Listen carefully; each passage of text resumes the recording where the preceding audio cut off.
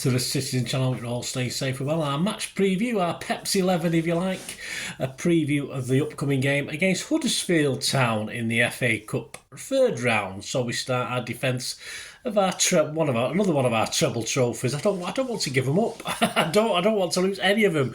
It's got to happen. But yes, let's not hope it happens this quick. Anyway, so we've got Huddersfield Town at the Etihad on the 7th of January 2024. If you're going, please, if you see me, give us a shout. If you're going, I know there's a few tickets still left as I'm recording this on the Thursday before this game. And it's on Sunday, of course, the 7th of January at 2 p.m. kickoff. So I'm in work on the Monday, but I'll hopefully get the player rated show out at the night and probably get the talking points story of the game out the following day. This is on BBC Sport and Sport Web and iPlayer. Yes, so I don't know what that means. Does it mean it's not a normal BBC telly? I don't know. I'll be there. I don't care. I'm sure you'll be able to watch it on iPlayer anyway, as long as that's not... You've got your licence, because you asked if you got your licence, yes. I mean, what happens if you put no? I assume you'd never be able to watch it again, would you?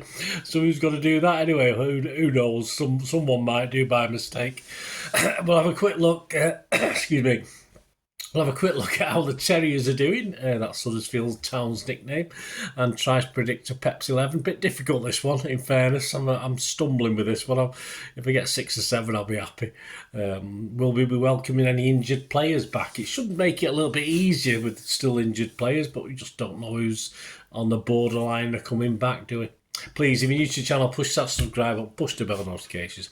Everything City, past and present, and coming as well. Past, present and future. Yeah, should be future as well. This is a future one, isn't it? We're talking about a game we've not played yet. So it'd be great to have you on board. Leave us your comments. Leave us your Pepsi 11. Leave us your views on Huddersfield. Do you know anything about them? Are you a Huddersfield fan? Let me know what you think. Let me know what your score predictions are, etc. It'd be great to hear from you. And of course, if you are new to me and you want to comment, I will respond accordingly or give you a thumbs up, which I hope you'll give this little vlog as well a little like, guys. I'm trying to get up to about 15 likes for these vlogs. If you can get me near that, I'll be very, very happy. Right, Darren Moore's Huddersfield. Yes, not doing very well, but I like Darren Moore. I think he's a very likeable guy, a very likeable manager. They currently sit 21st from 24 teams, so just above the bottom 3. They played 25 points, scored 26 goals, so they're only averaging a goal a game. Will they get a goal against us? Normally, I'd probably say yes, but we'll talk about that later.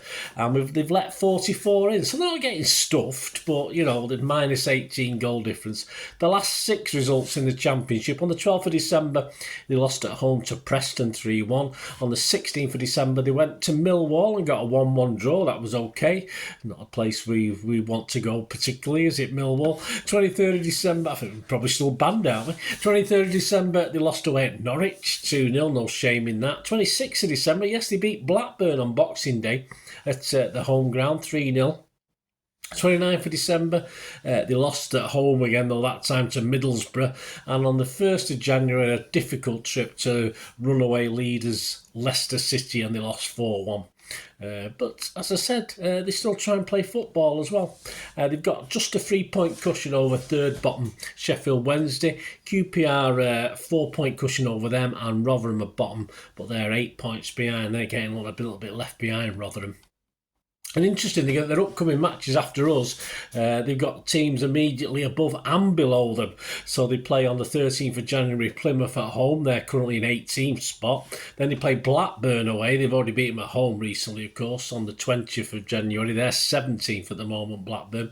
And then two even bigger games. 28th of January, they got QPR, who are currently 23rd of 24. A 6-point to that one. That's at Loftus Road. And on the 3rd of February, yes, a big Yorkshire derby, big emotional Yorkshire derby. They're at home against Sheffield Wednesday, who are 22nd. So I think they'll be aiming to get about 8 points from those 4 games, 8 from 12. If he can do that, if the Darren Moore's team can do that, I think they're in with a shout of getting a little bit of a run together and getting some points on the board. But it's a little bit close at the moment. Their top players, well, Helix, their top goal scorer, with 7 and no assist. Made more important the fact he's the captain and the fact that he's the number 5 as well. So they are very effective on set pieces, and he's the main guy for him, Helic. So we'll have to be careful of that one. Bergzorg is their next best, 6 goals, 1 assist. Then Radoni's 3 goals, 1 assist, and Thomas 2 goals, 5 assists. Of course, they're going to enjoy the day at the Etihad. There's no doubt about that. That is more team. It'd be interesting to see what sort of team he plays. Obviously, their priority is to stay up. As I said, they've got some big games coming up. But I think he'll give some of his guys the opportunity to play at the Etihad. Why not? These opportunities don't come very, very often. So I don't think he'll play a particularly weak team. But despite the lowly position in the league, as I said, they do try and play football. They're not physical normally. Fingers crossed they won't suddenly change against us. We might be too quick for him, and he might cause him to foul us, but I don't expect an overly physical battle, which is ideal. We've had quite a few of those recently here and over in Saudi Arabia, of course. But surely they won't be have enough to trouble Pep's boys, and that brings us to our Pep's 11, doesn't it? So what did we learn? What did we find out with that squad against Sheffield United? Well, the squad on the day was the starting 11 was Edison, Walker, Akanji, Aki, Gvardiol, Kovacic, Rodri, Bernardo Silva, Foden, Grealish and Alvarez. The subs, only KDB, of course, of the injured guys was there. Diaz, Phillips, KDB, Ortega, Gomez, Nunes, Bob, Lewis and Hamilton. I don't think there's any chance in the world that KDB would have come on in that game. So still no Haaland, still no Doku, even though we've seen him in training, although it's supposedly light training. They've not been getting involved in the physicalities of sort of man-on-man action. Of course, Stones hasn't been stripped off to play at all yet, so he's definitely not going to see him. And it's great, of course, to see KDB knocking around, but like the 3 mentioned there, Haaland, Doku and Stones, I can't imagine Pep starting any of them against Huddersfield. Certainly for KDB, possibly minutes later on in the game, but I think for this is just, with Newcastle away the week after, I think Pep will be concentrating a little bit more on that one. So I just can't see it. I just can't see any of these guys starting. Who was on the bench, of course, against Sheffield will be given a start. Well, Ortega is obviously a shoo-in, isn't he, for starting?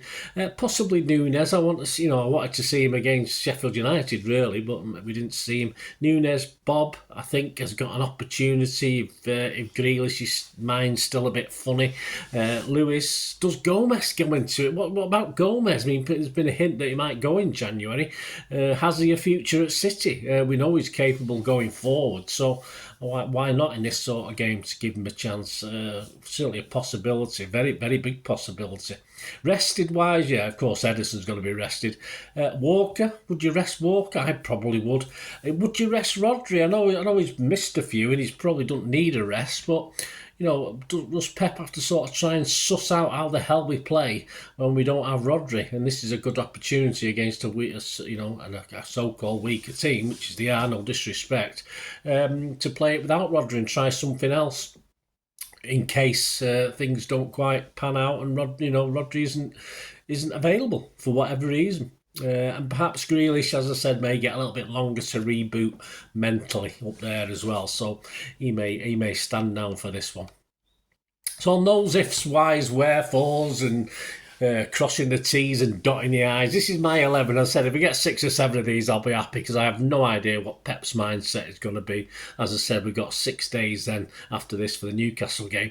So for me, he can go as strong as he wants for this, just to make sure we get through, start strong and pull players off, and replace them with 5 of those guys I'm going to probably put in the team now. But I've took a chance and thought he'll make 2 or 3 changes at least to that Sheffield United game, probably 4 or 5 perhaps. So this is my 11, guys. Let me know what you think. Let me know what your 11s are. And I say I'm far from confident with this lot. Ortega, Lewis, Akanji, Aki and Gomez. Kovacic, Nunes and Foden doing the business in the middle. So I've got Kovacic and Nunes sort of making up for Rodri there, playing off each other hopefully, and doing that job. Bernardo, Bob and Alvarez up front. So there you go. There's my 11. Let me know what you think. As I say, I'm very much... sometimes I'm confident. I'm not overly confident with that lot. And it's usually with 4 players missing, which I'm assuming with the 4 injuries, it usually gets easier to pick the team. But it gets easier to pick our best team. It's not so easy to pick a team to play Huddersfield Town near the bottom of the Championship in the FA Cup third round at the Etihad. So there you go. Right, the verdicts. Moz's verdict on this one. He said in the City magazine, online magazine, obviously Huddersfield Town is the team I joined City from, initially on loan and then on a permanent basis. I'm expecting Pep to put a strong 11 out, okay, with some of our talented youngsters sprinkled in. That's what I've done. Well, what other youngsters you can have? I mean, I'd be surprised if Hamilton gets a go. Anyway, with talented youngsters sprinkled in, with my old club struggling in the Championship at present, I can only see a handsome Andy can see home win, and he's predicted Huddersfield scoring, so that's par for the course based on what they've done previously. Lack of confidence of Mr. Ortega in the defence, of course. So he's predicting 5-1. At the bookies, average price, get around 18 to 1 for that. That's okay. I'm not going to be as bold. I don't think we're a 5-1 team at the moment, even against a team like Huddersfield. I'm going more for a steady 3-0. I'm just going for a 3-0, and that's actually the most popular scoreline actually at 11 to 2 on average, the odds for that one. So I'm going to go for that. So you let me know, please, guys, what you fancy for that one. What about the rest of the odds? Well, for the FA Cup itself, of course, there's only one team going to be favourites at the moment, and that's City, with 3-1 favourites. And the second favourites, actually, a bit of a mishmash between United, Chelsea and Arsenal. But yeah, United, if I had to push it and look at an average price, United are the second favourites. You can get generally 9-1, although you can probably get that in bits and pieces on Chelsea and Arsenal as well. But they're more or less 10-1. So yeah, apart from City are 3-1 to win it. United the second favourites. All right, they got to the final last year, probably reasonable. But has people not been watching United? I mean, for every good game they'll play, they'll lose it as well. So yeah, interesting odds. As far as the match odds concerned, there's nothing bettable as far as City fans are concerned. I'm sure Huddersfield fans might risk it. Why not? Although, you put a fiver on, you lose a fiver. As simple as that. But hey, there you go. You never know. Football's a funny old game. City are 1-20 on to win the match. The draw is 14-1, and Huddersfield are 45-1. So yeah, you've got to be a brave one. But hey, risk 50p. Why not? Have faith in your team. 50p on a draw, not bad, is it? 14-1, you could get a few quid back. Most popular scoreline, as I said, was my 3-0 at 11-2. So let me know your thoughts, guys. Let me know if you're having a flutter. It'd be great to hear from you. And please, as I said, mentioned earlier, I think the player ratings, definitely I'll get that out on Sunday evening sometime.